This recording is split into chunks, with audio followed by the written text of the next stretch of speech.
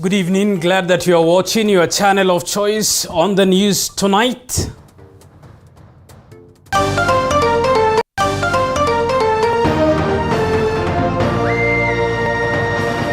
Tonight, Senate hands executive the power to borrow more money by raising the country's debt ceiling to 10 trillion shillings. The Senate approves the amendments to the Public Finance Management National Government Regulations 2015, Principal Regulations as effected through legal notice number 89 of 2022.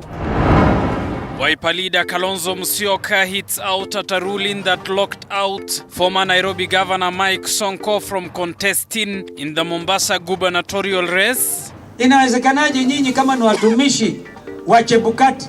Inawezekanaje mtofautiane na yeye? You are a kangaroo court, and I told them. Keen two women suspected to have been murdered by British soldiers claim there is a plot to cover up the crime despite the two governments' intervention. Aliahidi familia kuwa watashirikiana kufanya uchunguzi na kuhakikisha Shiro amepata haki yake, lakini hakuna kitu kama hiyo inaendelea.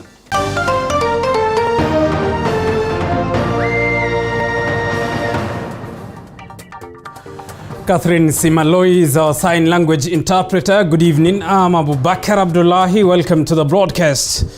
To our top story tonight, and the Senate has passed a motion on debt ceiling as it adjourned its sittings today, giving the executive an enhanced headroom to borrow up to 10 trillion shillings. 27 senators backed the bid as 3 opposed. After a proposition by the National Treasury to push Kenya's borrowing limit from the current 9.1 trillion to 10 trillion shillings, the Senate today voted on the motion seeking to amend the finance management regulations that allows Treasury to borrow extra 846 billion shillings to plug in the budget deficit. And that pursuant to the provisions of Section 52 of the Public Finance Management Act, the Senate approves the amendments to the Public Finance Management National Government Regulations 2015, Principal Regulations as effected through legal notice number 89 of 2022, thus varying the public debt ceiling to an amount not exceeding 10 trillion shillings. For the motion to pass, it required at least 24 senators out of 47 to vote in the motion's support. In this case, 27 senators voted yes, while 3 others opposed the motion, with none declining to vote either or against. These are the results for order number 19. Abstentions 0, nays 3, ayes 27. The ayes have it. The motion will, however, be passed to the President to be officially assented to as a law. Paul Monio, TV 47. Order, senators. Now, the Senate has adjourned indefinitely today as senators continue to call for the House to be strengthened, with some senators claiming that the 12th Parliament would have done better if the House was independent. Further, the senators have accused the National Assembly, which according to some was captured by the executive, thus limiting services to Kenyans. With 48 days remaining to the next general election, the Senate has proceeded on a synodal recess, having introduced a total of 75 bills, out of which 17 were passed and assented to by the President. However, senators opined that they would have done better if the House was accorded more mandate, with some claiming that the upper house had good legislators compared to the National Assembly.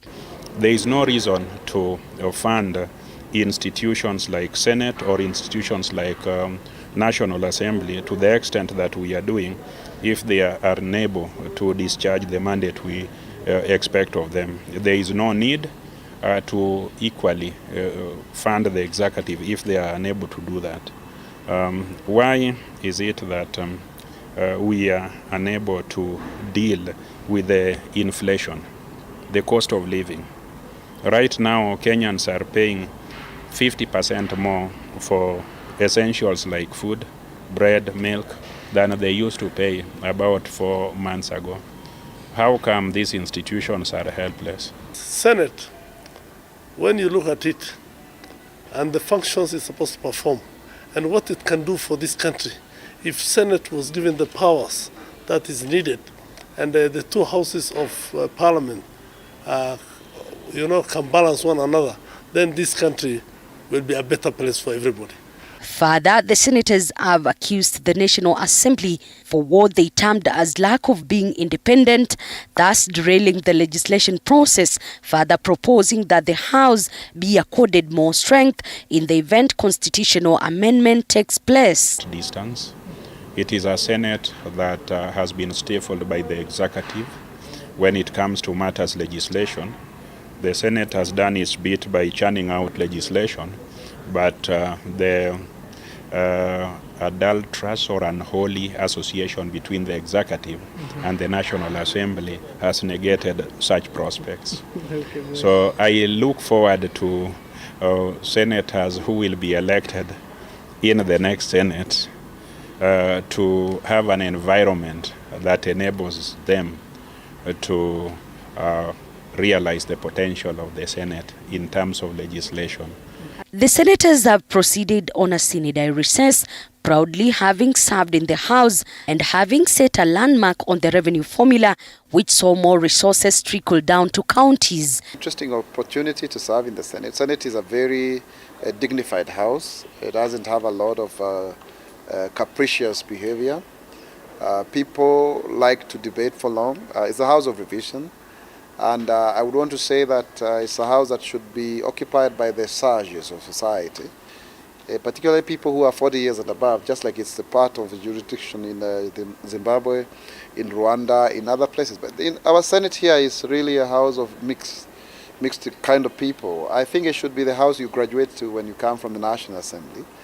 Is the custodian of devolution. And Senate ensures and true to the spirit of the Constitution, Article 96, defending the interests of the counties. One of them is to be able to ensure that there is shareable revenue which is equitable and which is being accessed in a timely fashion. Without Senate, and that is done through the DORA, the Division of Allocation Revenue Bill, which then becomes an act of Parliament. That's the only way you can share money from national government to the county governments. Elizabeth Mutuko, TV47. Well, tonight, Wiper Party leader Kalonzo Musyoka has described Monday's ruling by IEBC's Dispute Resolution Committee locking out former Nairobi Governor Mike Sonko from the Mombasa gubernatorial race as a sham ruling. Kalonzo insisted that Sonko will be on the ballot as Wiper and Sonko's legal team moved to the High Court. Our senior political affairs reporter Apollo Kamau has the details. Wiper Party leader Kalonzo Musyoka retreated to his Machakos County political base, where he charged his supporters against the IEBC Disputes Resolution Committee to block former Nairobi Governor Mike Sonko from contesting the Mombasa gubernatorial seat, describing the verdict as sham delivered by a kangaroo court. Inawezekanaje nyinyi kama ni watumishi wa Chebukati, inawezekanaje mtofautiane na yeye? You are a kangaroo court. And I told them. So sasa nataka mjue tutaenda kwa mahakama. Lazima tusukume Sonko awe governor wa Mombasa.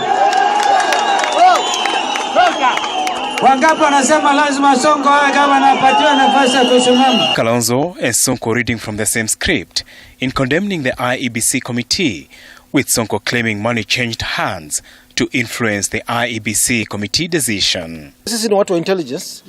Unakumbuka tuna handle mambo mingi pia ya ufisadi, tunaelewa vile kunaenda. Na tunajua paka maproxies wale wametumika. Magunia ya pesa yale yamebebwa. We understand who is there na alikuwa anafanya kazi wapi. Deputy ya nani. We understand all these cases. What we have seen today is an obvious case of influence. We have seen an obvious case of lack of independence by this tribunal. Wiper and Sonko's legal team have since moved to the High Court to challenge the committee's decision, seeking 3 orders. Among them, orders to quash the decision of the committee, locking out Sonko, staying the implementation orders of the committee, and upholding Wiper and Sonko's complaints. I want to tell the great people of Mombasa and Kenyans in general it is not over until it is over. Yes. We say aluta continua. Yeah, we are tunapenda amani. Sisi tutafuata sheria. A frustrated Sonko, flanked by his legal team, a host of his supporters who protested in the court due to the ordinate delay of the verdict since Saturday, only to be delivered on Monday night. Tunawaomba na tunawasihi mkapate kusikia kilio cha wanyonge. The only person who can help Kenyans ni Sonko. Ni ako na roho kutoa, anasaidia, sio wajane, sio maskini. In its decision, the IEBC committee upheld Mombasa County returning officer decision, saying the disqualification was within the law and that Sonko's appeal lacked merit, causing wailing in court from Sonko women supporters. Sonko and his legal team disputed the verdict, saying his degree papers were authentic and submitted within the required timelines, accusing the returning officer of misleading the committee. The tribunal further ordered the Wiper Party to find Sonko's replacement within 72 hours. Despite Monday night's setback, Sonko and the Wiper Party are not willing to go down without a fight, which is why the High Court option has become attractive. Apul Kamau, TV47, Nairobi. Moving on, Deputy President William Ruto's running mate Rigathi Gachagua has told off Tujibebe Party leader William Kabogo and Chama cha Kazi Party leader Moses Kuria for what they termed as frustrations in the Kenya Kwanza coalition. Rigathi further urging the two leaders to convene their own political rallies and to cease interfering with the coalition's main agenda.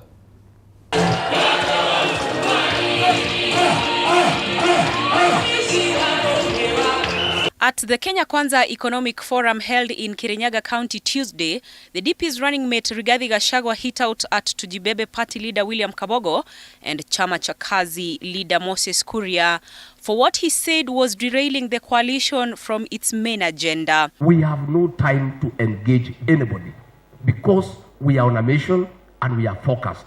We know what we need to do for this country. Sisi tuko na kazi ya kufanya, ya kupanga uchumi na kutafutia William Ruto kura.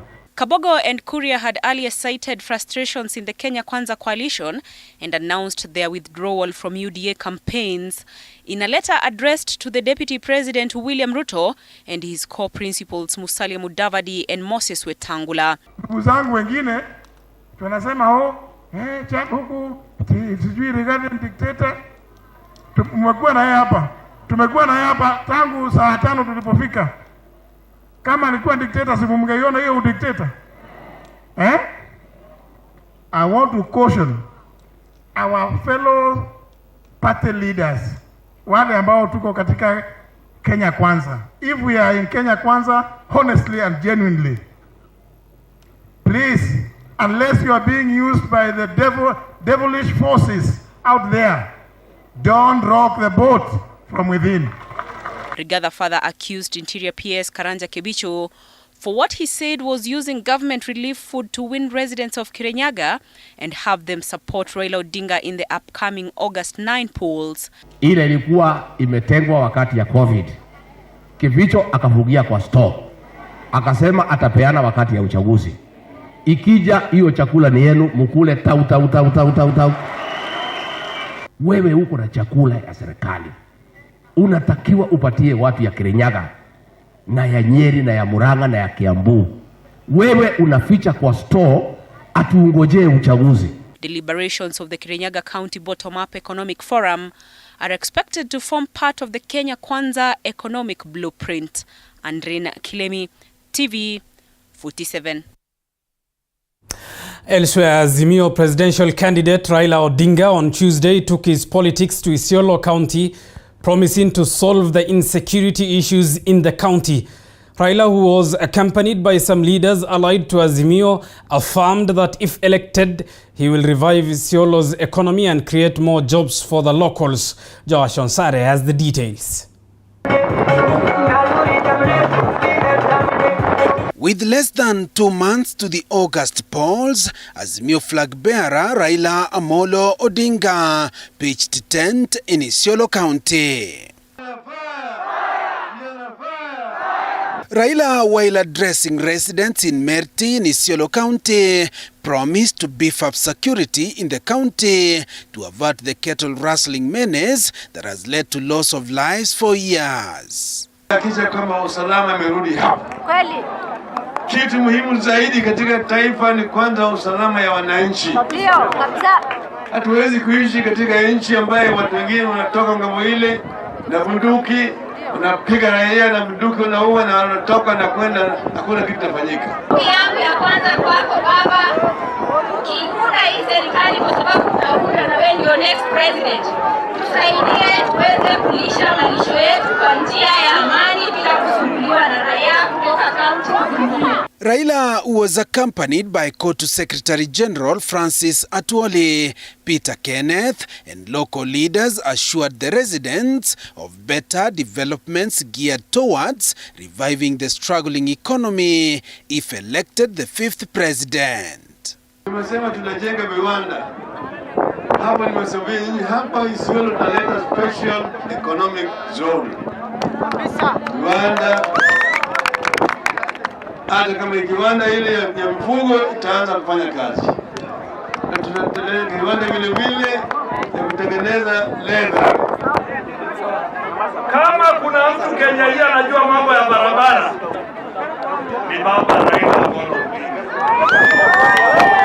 Yeye alikuwa waziri wa barabara, na mimi najua kwa serikali ya Raila Amolo Odinga hii barabara kutoka Isiolo kuja Merti. Akipata serikali, yeye atakuwa raisi ya watu wa chini, ya watu wanyonge, ya watu maskini, ya watu wafanyikazi. Yeye anawajali sana, na sio kwa sasa, kwa muda mrefu, miaka mingi akipigania nchi yetu. Local leaders, led by the county's senatorial candidate Nur Ibrahim, urged Odinga to nominate various leaders who were sidelined during Jubilee nominations in order to ensure justice for all in Azimio. Jubilee haikufanya haki kwa hao wananchi. Tuliingia ndani ya chama ya Jubilee, lakini nomination ya haikufanyika kabisa. Hiyo karatasi ilipeanwa na mlango ya nyuma. Kiti ya waziri ambaye inaenda Marsabit kwa awamu ya pili, tunataka leo irudi hapa Isiolo. Joash Onsare, TV 47.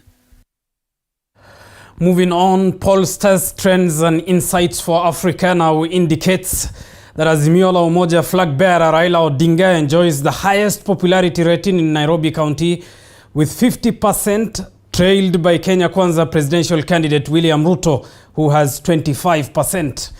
According to TIFA, Nairobi gubernatorial candidate Johnson Sakaja is the most preferred candidate with 40%, followed by his main opponent Polycarp Igathe, who enjoys a 32% popularity. Chepto Boit looks at the numbers.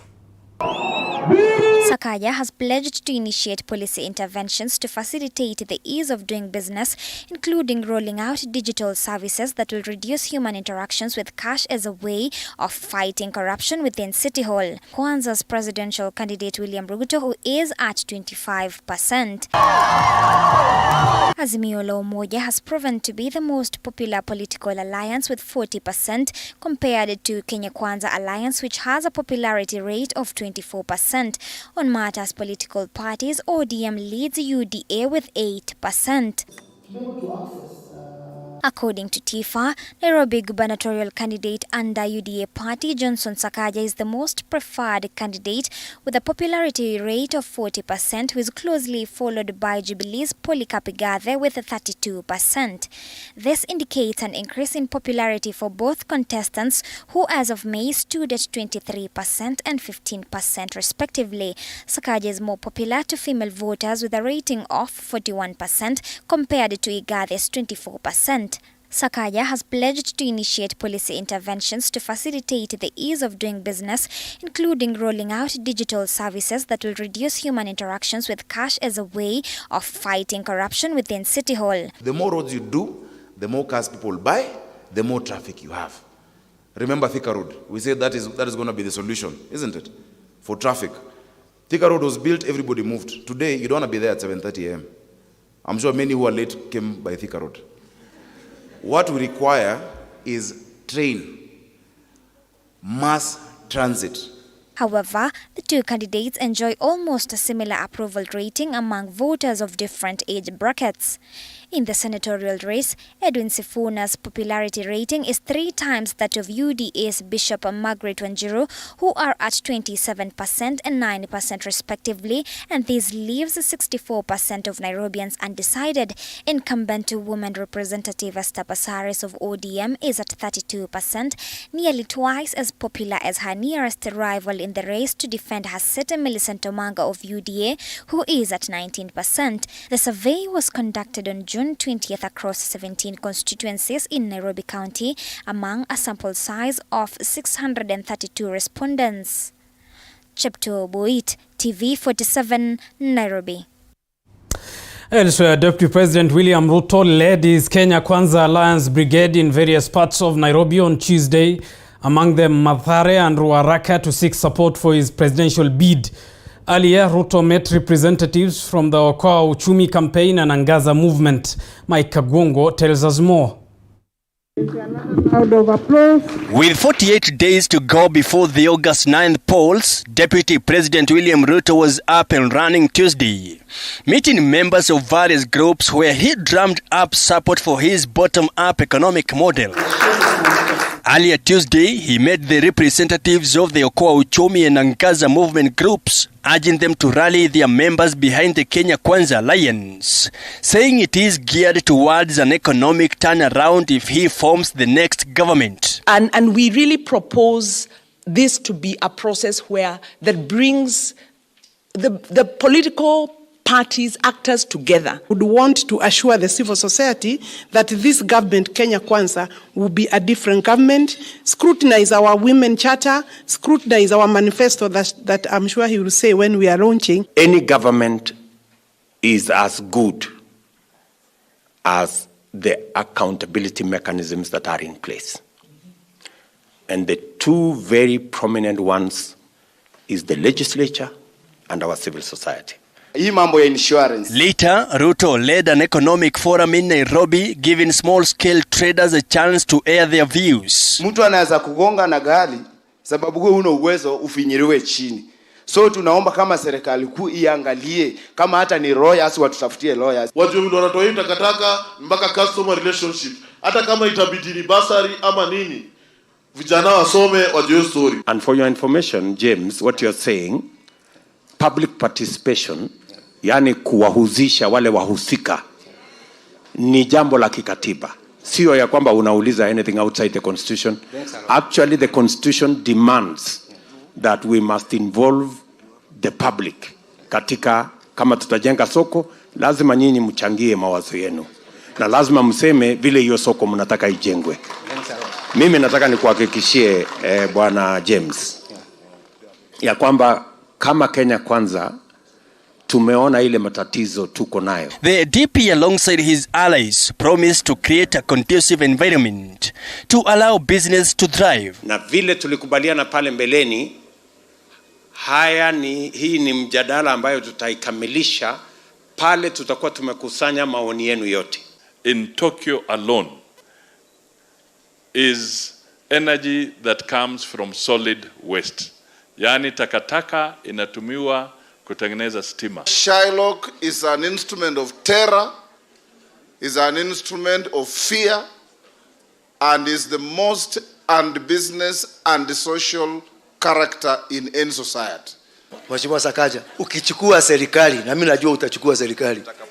Utakapochukua, please can we have a national holiday?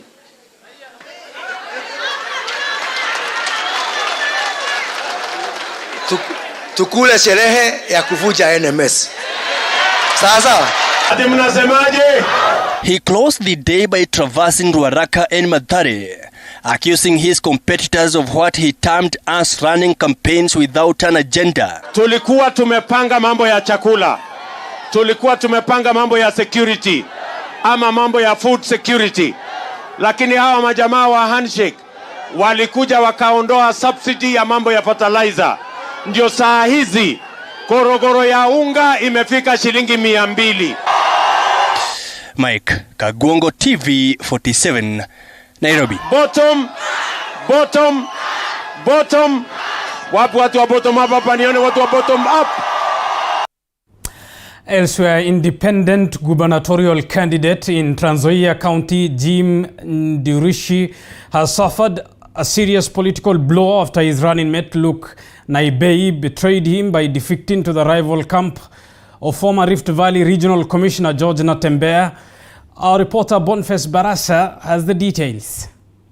In what could be termed as betrayal in the city, an independent candidate in Nzoia's gubernatorial contest, Jim Ndurishi, has been dealt a political blow following his running mate Luke Naibei's move of defecting and supporting former Rift Valley Regional Commissioner George Natembeya's bid. Going forward, ndugu yangu Jimmy, I wish him well, na yeye ajipange. So akipita maybe atatafuta deputy governor mwingine, but for me I've made a formal letter to the high EBC, and maybe any other portrait of my pictures and any other using my name apart from Team Natembeya, I think atahandle lawyer wangu. Natembeya welcomed the move, saying it will go a long way in solidifying his support base and promised to accommodate Naibei and his team of defectors. Hii ya ndungu Ndurishi taongeza kidogo, labda 2-3 hivi.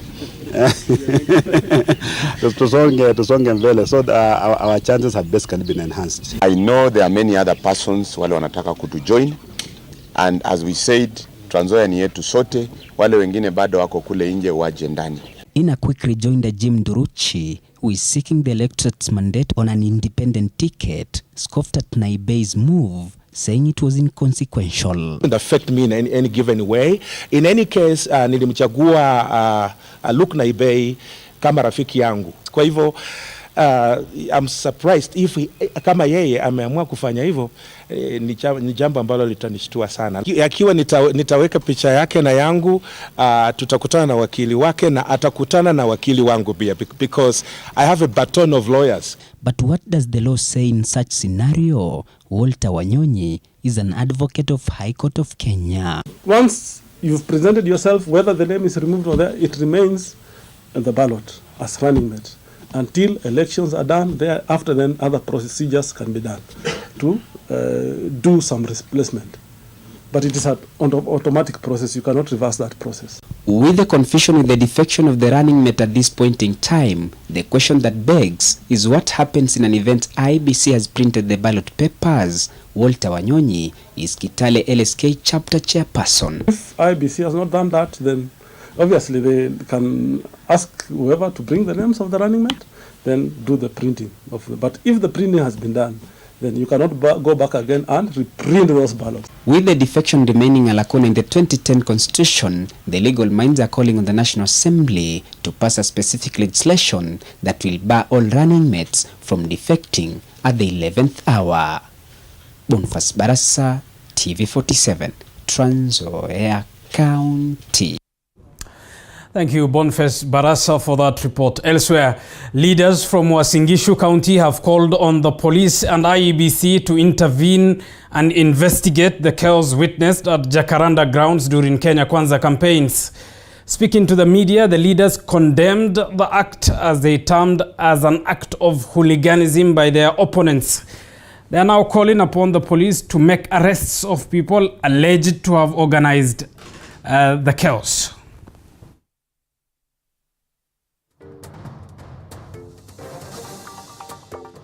Colleagues in condemning in the strongest terms what was displayed in Jacaranda.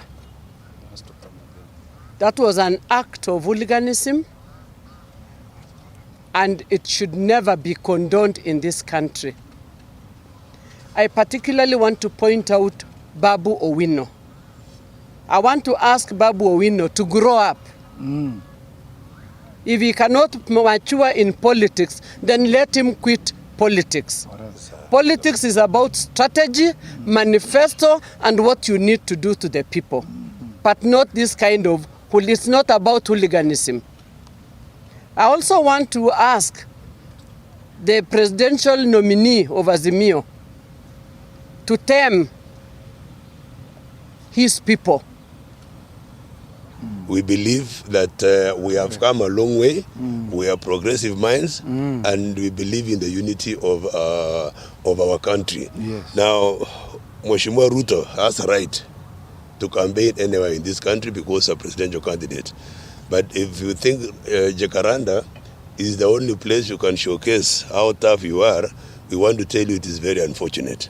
And in Uasin Gishu, we are struggling to build peace, especially build bridges around here, because we are a cosmopolitan country. County.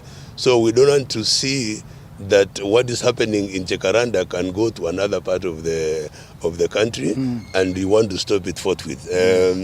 We want also to ask Raila Odinga, because he is calling himself Baba.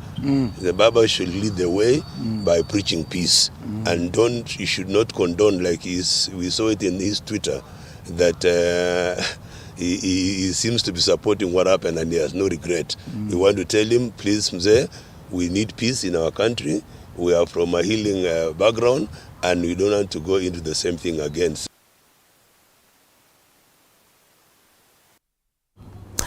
You're watching TV 47 News Tonight. Keep talking to us. Send us a message on 22047. Time for us to take a short break. Stay with us. We still have a lot lined up for you.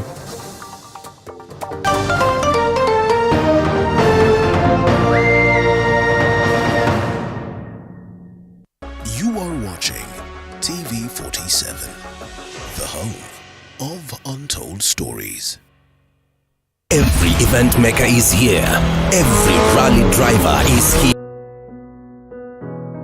Despite being visually impaired, he is a jack of all trades. It is our quest to find answers on how to take care of children with special needs and those with disability. You do not need to see musical notes to understand music, but rather to have your soul feel the vibe.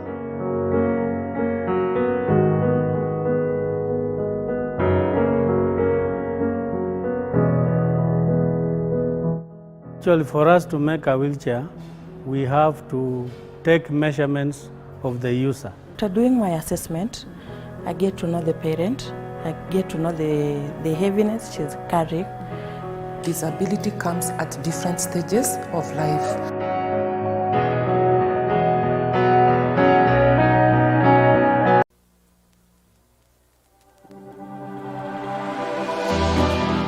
How well do you know what's happening around you? Morning Cafe with heated political debates. Baraza la Siasa. Hiyo kitu azungumzie, angalie hali ya maisha ya watu. Informative health discussions. Business, farming. Tasty Wednesday, Fitness Thursday, and Feel Good Friday. 070012. Despite being visually impaired, he is a jack of all trades. It is our quest to find answers on how to take care of children with special needs and those with disability. You do not need to see musical notes to understand music, but rather to have your soul feel the vibe.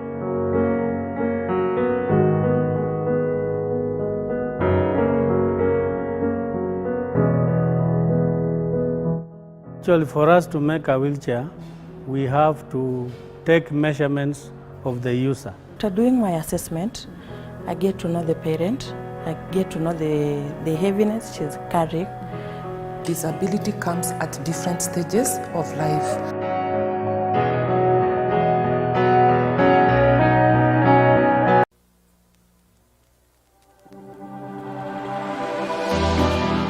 How well do you know what's happening around you? Morning Cafe with heated political debates. Baraza la Siasa. Hiyo kitu azungumzie, angalie hali ya maisha ya watu. Informative health discussions. Business, farming. Tasty Wednesday, Fitness Thursday, and Feel Good Friday with amazing DJs, celebs, waimbaji, kuna comedians, alafu kuna wajinga, and music bands every Monday to Friday from 6 a.m. to 9 a.m.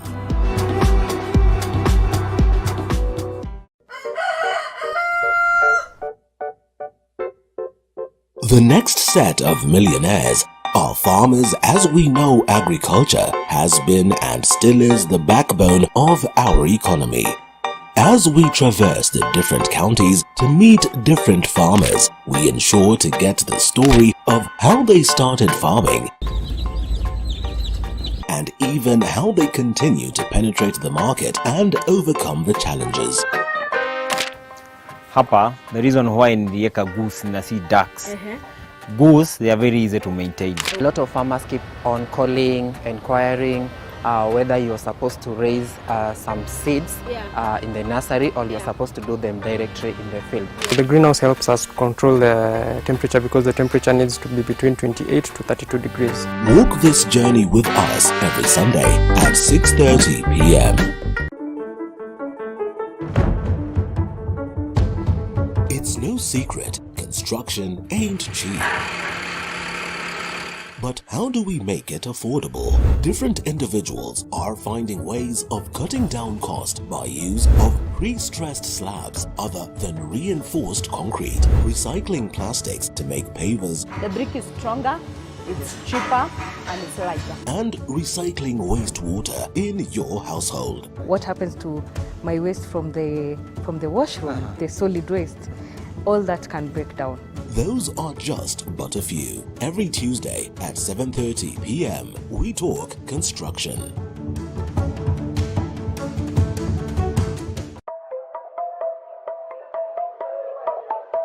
There's no alpha without an omega. There's no way.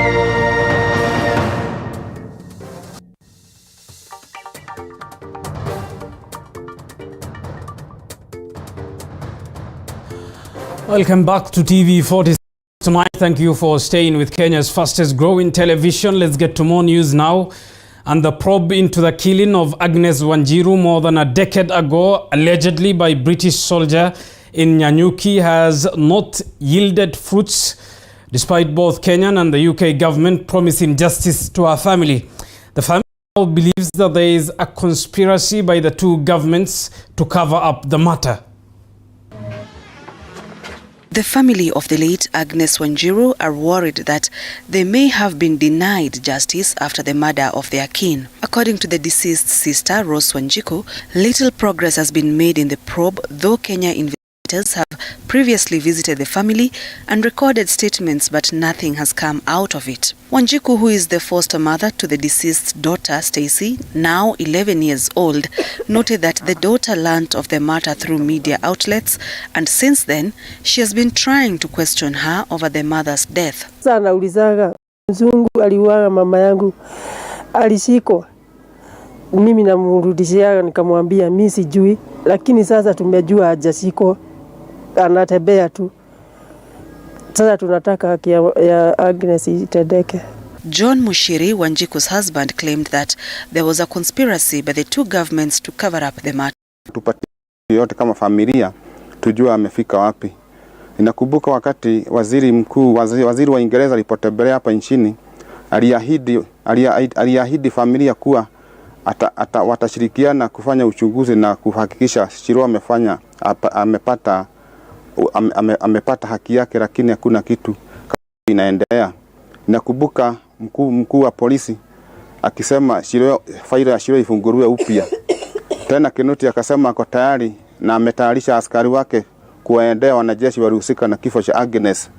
Lakini mpaka wa leo hakuna jambo kama hilo limetendeka. Wanjiru was last seen entering a hotel room at the Lions Court in Nanyuki, having drinks with two British soldiers on 31st March 2012, only for her body to be found 2 months later in a septic tank next to the room. In an inquest held before the Nanyuki law courts between 8th October 2018 and concluded on 5th November 2019, Principal Magistrate Njeri Thuku concluded that Agnes Wanjiru was killed by British soldiers. The findings of the inquest were copied to the DPP and AG with the aim of facilitating arrest and prosecution of the murder suspects. Elsewhere, the construction of the western bypass from Gitaru to Ndenderu area has sparked numerous reactions amongst motorists and pedestrians alike. On one hand, motorists are celebrating the new construction that is a dream come true for them, Whilst on the other, pedestrians are rattled by the fact that there are no footbridges along the highway, making access to the opposite side an uphill battle. Zainab Mohammed now reports. According to motorists, the along the new highway is smooth, fast and efficient. Indeed, this is a beautiful development. There are a few challenges here, but I think these are issues that can be addressed by the engineers, by the ministry through the engineers. However, pedestrians have a tough task accessing the opposite side of the road as the footbridges are far apart. It's a road. There's no road going there. Not unless you go maybe a kilometer away from Lendero shopping center. Then you come by roads. Side roads is not done, yeah? Small business traders along the highway have also been affected by the construction of the new road. Ukienda Wangige, ukienda pande ya Ruaka, barabara zote zimejengwa. Hii imekuwa kama island. Imeifanya wakaaji wa hapa, wenye wamejenga, wenye wanafanya biashara hapa, wakose customers. The residents are now calling on the government to rethink the design and add footbridges and footpaths to accommodate pedestrians. The construction of another 7-kilometer road linking the area with Western Bypass has also begun. Zainab Mohammed, 7. Elsewhere, public transport operators in Marsabit County are reportedly experiencing huge losses following the increase in fuel prices that has consequently led to the reduction in the number of travelers. This comes 1 week after the Energy and Petroleum Regulatory Authority announced the new fuel prices. A litre of petrol is currently on sale at 164 shillings, while 1 litre of diesel sells at 145, compared to last week when a litre of petrol was going for 154 shillings. However, Kenyans will have to persevere for the next few months as the government has not declared its intention to issue subsidies for products with the rising cost of government expenditure.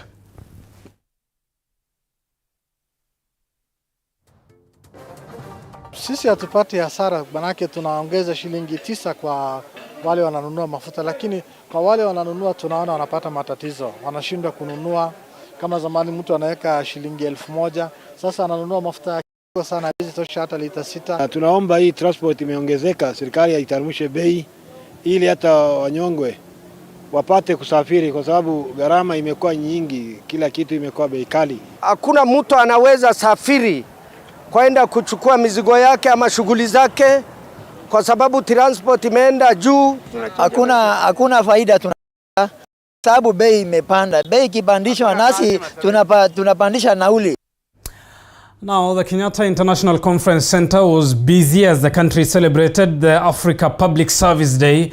The event is set to take place for a period of 3 days as the Ministry of Public Service marked a 10-year journey in public service transformation.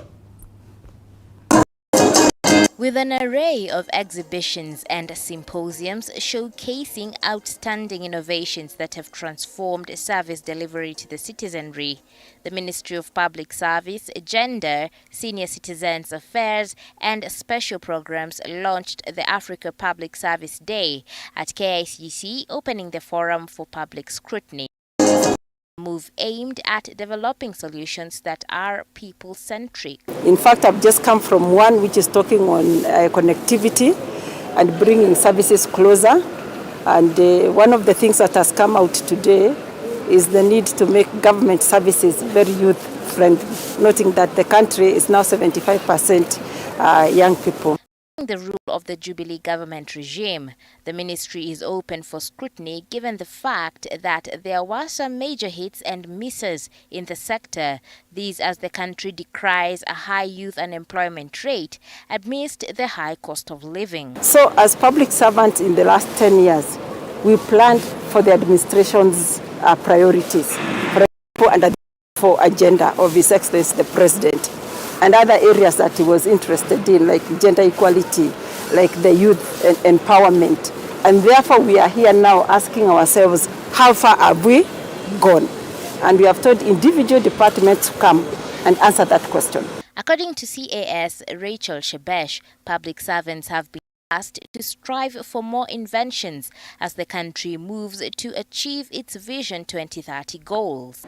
That innovation and quickly coming up with new ways to do things is one of the key messages that I believe that he was passing today. Emanating on celebrating the public service transformation 10 journey and beyond, these year's celebrations coincide with President Uhuru Kenyatta's end of term, who for the past 10 years has been leading in public service forums, infrastructure and many other achievements. According to the government, the Big Four agenda was among the biggest reforms of the public service transformation journey, as infrastructure, health and technology topped the development agenda. When a government comes in, it comes with manifestos, which, and we have our Vision 2030. So we are pursuing a development program around the Vision 2030. As the curtains of the Africa Public Service Day fall on the 23rd of June, President Kenyatta is expected to grace the event, presenting awards and certificates to the best public servants, innovations and innovators. Muthoni Maina, TV47. Thank you, Muthoni Maina, for that report. Elsewhere, President Uhuru Kenyatta has today launched 8 projects developed under the joint national mapping project that seeks to improve the country's economy growth through the utilization of data collected. And as Elizabeth Atieno now reports, the projects were undertaken by young professionals in Kenya under the supervision of a multi-agency team from the security sector. In 2018, the government of Kenya launched the Joint National and Resource Mapping Project aimed at developing, facilitating the provision and securing up-to-date geospatial data at a minimum cost for the benefit of the country. President Uhuru Kenyatta has today unveiled the final report of the nationwide airborne geophysical survey that provides current and comprehensive geospatial data covering the country's geology, including the mining sector. The remarkable nature of this survey, I also believe, is further exemplified by the production of our new topographical maps for the whole country, and this done at minimal cost. Your efforts. The Joint National and Mapping Team mapped out a wide range of resources, including base metals, coal, gemstones, geothermal sports, forest cover, water bodies, precious metals, and rare earth elements. Your Excellency, sir, this team is capable of performing duties not limited to project planning, designing of aircraft navigation files and maps, acquiring data that meets acceptable standards, conducting calibrations and all corrections, perform quality control and assurance, process, interpret, and give final outputs as per client's requirements. Land grabbing and fraudulent land transaction will also be a thing of the past after the team presented an up-to-date land information database containing a record of interest in land. A number of these projects have been targeted at transforming the land sector. The digitization of land management has been made possible by having a digital cadastre for the first time in the history of Kenya. President Kenyatta pointed that the output maps have already helped the Ministry of Education in mapping out schools countrywide. The Ministry of Roads has been assisted in the identification of road reserves, while the Kenya Forestry Service has been able to map out forest cover and identify encroached areas. The team has also successfully developed a current cadastre for Nairobi County, which has subsequently led to vital identification of public lands, such as green spaces, health facilities, schools, roads, road reserves, airport facilities, and areas earmarked for social amenities, thus helping us secure from encroachment and grabbing. What they have delivered and you are launching today, Your Excellency, is nothing short of world-class. And these are our world-class projects, Your Excellency. They can be proud as Kenyans to know we have conquered and carved out our own space and place in the family of nations. Several online applications like the Taifa Pay, which will be used to centrally collect most government revenues within Nairobi, have also been developed in a bid to increase transparency and accountability in government and private dealings. Elizabeth Atieno, TV 47. Let's get to the world of sports now, and Sports Cabinet Secretary Amina Mohamed earlier today confirmed that the government has dedicated itself facilitated by the Ministry of Sports to host a successful World Rally Championship. The Safari Rally is slated to take shape from the 23rd to the 26th of June this year in Naivasha, Nakuru County. Speaking to a section of the media, Amina emphasized that everything is ready and it's all systems go for the rally.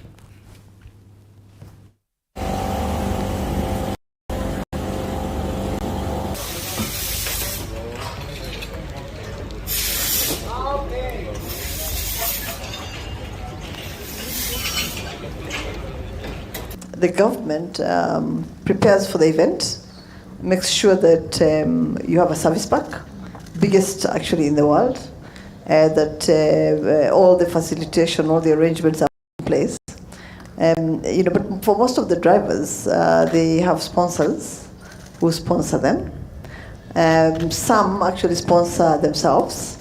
And so we'll have to find out why. Maybe their sponsors pulled out. Maybe there must be other reasons. It has nothing to do with the arrangements that we were putting in place.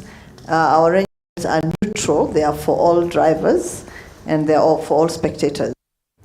Now, after claiming a gold medal in the African University Athletic Championship, javelin thrower Boniface Kilonzo has started sharpening his skills as he targets to qualify for the 2022 Birmingham Commonwealth Games. The athlete, aiming at registering good results, raising the Kenyan flag high in the international competition. Our sports reporter Duncan Mutua had a conversation with Kilonzo and has filed the following report. All-African University Games javelin gold medalist Boniface Kilonzo has begun his preparation for the Commonwealth Games and World Championship trials slated to take place this coming weekend. The All-African University Games javelin gold medalist has never thought of becoming a promising player until he lost passion with football and volleyball, sports which he was already participating in, and decided to focus on javelin. Nimegundua mkuki kama naweza rusha nikiwa form 2. Nikiwa primary nilijaribu vitu different, nilijaribu volleyball, football, but hazikuwa zinafanya vizuri vile. Nikiwa venye nilienda form 1 tulikuwa tunacheza football, and then tukienda county. Tunapatana naye ya kwanza ndio ilikuwa inaenda hadi national. So ilikuwa tunakiliwa 2 na 7. Nikaona hapa kwa football na yezani. In the just concluded All-African University Games, Boniface bagged a gold medal after throwing his javelin at a distance of 62.99 meters. Target nilikuwa nimetarget gold kwa hiyo games za University Games. Juu ile nilikuwa nasema sasa kama like ile venye unataka dream ya kwa international, unaona? Ndio umepata moja ya kupatana na international hapa hivyo kwa hiyo competition, watu wa Afrika wanakuja, so nilikuwa naona yenyewe nikishinda hii game itakuwa mimi nilikuwa tu nimehem gold kwa hii Africa University Games. After bagging gold in the just concluded Africa University Games, Boniface was later awarded his scholarship for the bachelor and master's courses. Shule walifurahia sana pale MKU. Ndio nikaenda kwa ofisi nikapatana na director Ruto, coach, wakaniambia hapa watanipea scholarship ya free degree na pia masters. Hata PhD nikitaka tu waliniambia wewe soma tu hadi ukisikia tu imetosha sawa. Kilonzo will now shift focus on the senior championship after witnessing success in the few championship that he has participated in. Nilianza na acting ya kwanza, nilikuwa namba 3